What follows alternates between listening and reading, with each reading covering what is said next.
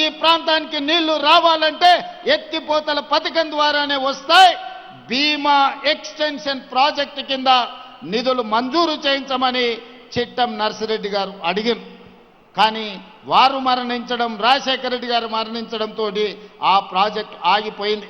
మళ్ళీ నేను కొడంగల్ శాసనసభ్యుడిగా బాధ్యత తీసుకున్న తర్వాతనే ఆనాటి ఉమ్మడి రాష్ట్రంలో ఆనాటి ప్రభుత్వాన్ని ఎంబడిపడి పదే అడిగి సర్వేలకు నిధులు మంజూరు చేయించి 7.5 టీఎంసీల నికర జలాలతోని నారాయణపేట కొడంగల్ ఎత్తిపోతల పథకాన్ని 1500 కోట్ల రూపాయలతోని 2014 చివరి జీవో ఉమ్మడి రాష్ట్రంలో ఈరోజు మక్తల్ నారాయణపేట కొడంగల్ ఎత్తిపోతల పథకం తెచ్చుకున్నాం. నేను అడుగుతున్న ఈనాడు గతంలో 10 సంవత్సరాల అధికారంలో ఉన్న మీరు ఎందుకు మాకు అన్యాయం చేసిరు? ఆనాడు మీ మక్తలైనా నారాయణపేట అయినా కొడంగల్ అయినా మీ పార్టీ ఎమ్మెల్యేలనే గెలిపించిండు కదా, మహబూబ్ నగర్ పార్లమెంట్లో మీ పార్టీ ఎంపీనే గెలిపించిండు కదా, మరి వివక్ష ఎందుకు చూపించిందని నేను ఈరోజు అడగదలుచుకున్నా.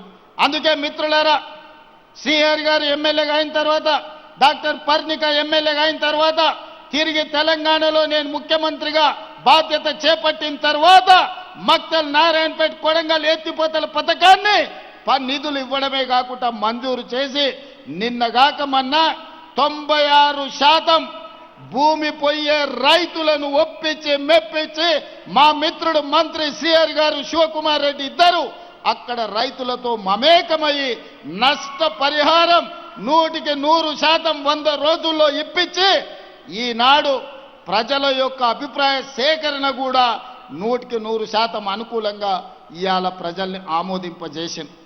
మేము ఉండబట్టి, ఈ జిల్లా వాడిని కాబట్టి ఈనాడు ఈ ప్రాంతంలో ఉండే సమస్యల్ని, ఈ రైతుల కష్టాలను అర్థం చేసుకొని, అది కల్వకుర్తి పథకమైన జూరాల దగ్గర బ్రిడ్జ్ కావాలి, జూరాల కట్ట తెగిపోయేటట్టుంది, ఆ ప్రాంతంలో ఎక్కువగా ప్రయాణం చేస్తున్నారు, దానికి కొత్త బ్రిడ్జ్ కావాలి అని కృష్ణమోహన్ రెడ్డి గారు శ్రీహరి అడిగితే 123 కోట్ల రూపాయలతోని జూరాల బ్రిడ్జ్ను కాపాడడానికి ఇవాళ ఒక కొత్త బ్రిడ్జ్ను మనం మంజూరు చేసుకోవడం జరిగింది. మిత్రులారా, ఇవాళ ఆలోచన చేయండి.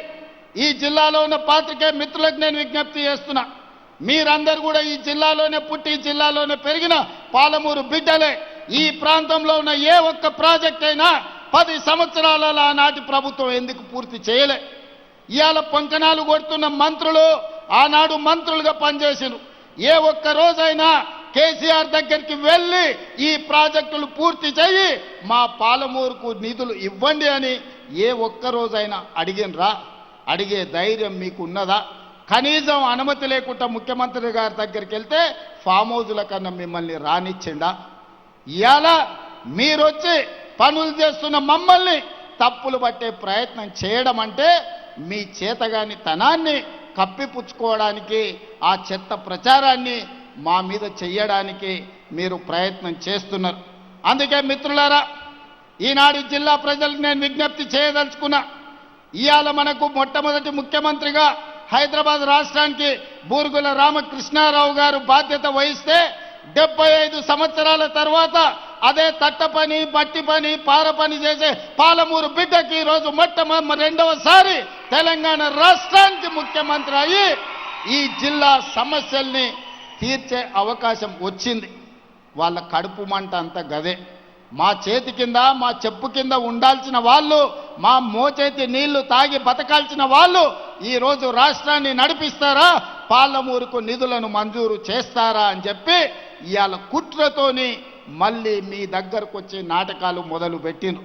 అందుకే నేనన్నా, ఇవన్నీ కాదు, సభలు పెట్టుడు, ఉపన్యాసాలు ఇచ్చుడు, జబ్బలు జరుచుకున్నాడు కాదు, శాసనసభలోకి రా, చర్చ చేద్దాము, ఎవరు ఏందో ప్రజలకు చెబుదామని శాసనసభలో సవాలు విసిరిన. రోజంతా చర్చ పెట్టిన, నీళ్లు నిజాలు ప్రజలకు వివరించిన. నిజంగానే తెలంగాణకు వాళ్ళు ప్రాజెక్టులు తెచ్చుంటే, తెలంగాణ ప్రాజెక్టుల నిర్మాణం పూర్తి చేసి ఉంటే శాసనసభలో మనల్ని అడగడానికి, కడగడానికి వాళ్ళకు అవకాశం ఉండే. మరి ఎందుకు పారిపోయిన సభ నుంచి మీరు ఒక్కసారి ఆలోచన చెయ్యండి. ఈనాడు శాసనసభలో చర్చ పెడితే చర్చకు రానోళ్ళు, ప్రజల సమస్యల గురించి మాట్లాడనోళ్ళు ఇవాళ మనల్ని ప్రశ్నించే వాళ్ళ మీరు ఒక్కసారి ఆలోచన చేయండి. అందుకే మిత్రులారా, ఈనాడు ఐఐటి కావచ్చు, ఇంతకుముందే పెద్దలు జితేందర్ రెడ్డి గారు చెప్తున్నారు, తొందరలోనే డీకే అరుణమ్మ గారి మద్దతు ఐఐఎం మనం తెలంగాణకు తెచ్చుకోవాలి, ఐఐఎంను కూడా మహబూబ్ నగర్ జిల్లానే ఎక్కడనో ఒక దగ్గర మీరు ఇవ్వాలి అని. నాకు ఎలాంటి అభ్యంతరం లేదు. మా అరుణమ్మతో కలిసి ప్రధానమంత్రి మోడీ దగ్గరికి వెళ్ళి తెలంగాణకు ఐఐఎంని ఇవ్వమని అడిగి ఐఐఎంను సాధించుకొని ఏదో ఒక స్థానంలో పాలమూరులోనే ఐఐఎంను మనం ప్రారంభించుకుందాం. ఎందుకంటే ఈనాడు ప్రభుత్వం దగ్గర పంచడానికి భూములు లేవు. ఈనాడు ఉచితంగా ఏమిచ్చినా అది శాశ్వతం కాదు. విద్య ఒక్కటే శాశ్వతం. ఇవాళ ఈ వేదిక మీద ఉన్న ఐఏఎస్లైనా, ఈ వేదిక మీద ఉన్న ప్రజాప్రతినిధులైనా చదువుకోబట్టే, విజ్ఞానం ఉండబట్టే ఈరోజు రాష్ట్రాన్ని, దేశాన్ని ఏలగలిగిన ఐఏఎస్ ఐపీఎస్ లైన్. అందుకే మొట్టమొదటి ప్రధానమంత్రి పండిత్ జవహర్లాల్ నెహ్రూ గారు ఇచ్చిన స్ఫూర్తితో ఎడ్యుకేషన్, ఇరిగేషనే మా మొదటి ప్రాధాన్యత. తెలంగాణ రాష్ట్రంలో అత్యధికంగా అభివృద్ధి చెందిన జిల్లాగా ఎడ్యుకేషన్లో, ఇరిగేషన్లో ఎవరైనా ఇతర రాష్ట్రాల నుంచి, ఇతర దేశాల నుంచి తెలంగాణ పర్యటనకు వస్తే పాలమూరు జిల్లానే చూపించాలనేది నా కల. ఒకప్పుడు టోనీ బ్లేయర్ వచ్చినా, బిల్ గేట్స్ వచ్చినా, విదేశీ పర్యాటకులు ఎవరు వచ్చినా ఆనాటి ముఖ్యమంత్రులు వాళ్ళను పాలమూరు జిల్లాకు తీసుకొచ్చేటోళ్ళు. ఎందుకయ్యా అంటే మన పేదరికాన్ని చూపించడానికి, మన వెనుకబాటుతనాన్ని చూపించి, అయ్యా మేమందరం వెనుకబడ్డాం, పాలమూరు వాళ్ళు నిరక్షరాస్యతతో కొట్టుమిట్టాడుతున్నాడు, పాలమూరు జిల్లా ప్రజలు వలసలు పోతున్నారు, తినడానికి తిండి లేదు, కట్టుకోవడానికి బట్టలు లేవు, ఈ పేదరికాన్ని చూసి మాకేమైనా బిచ్చమయ్యా అని అడుక్కోవడానికి మనల్ని చూపించేవాళ్ళు. ఇది ఎంత బాధాకరమైన విషయమో ఒక్కసారి ఆలోచన చెయ్యండి. పేదరికాన్ని చూపించడానికి ప్రభుత్వం గ్రాంట్స్ అడగడానికి పాలమూరు జిల్లాను ఒకనాడు చూపించేది. ఇక ఏమాత్రం ఇది సహించరానిది.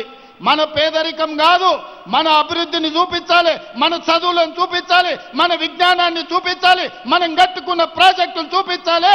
మన ప్రాంతంలో ఐఐటీలో చదువుకున్న వాళ్ళు, ఐఐఎంలో చదువుకున్న వాళ్ళు, ఐఏఎస్ ఐపీఎస్లు అయిన వాళ్ళను పాలమూరు జిల్లా నుంచి ఈరోజు దేశానికే సేవలు అందిస్తుందని మన అభివృద్ధి చెందిన ప్రాంతంగా మనల్ని చూపించుకోవాలి.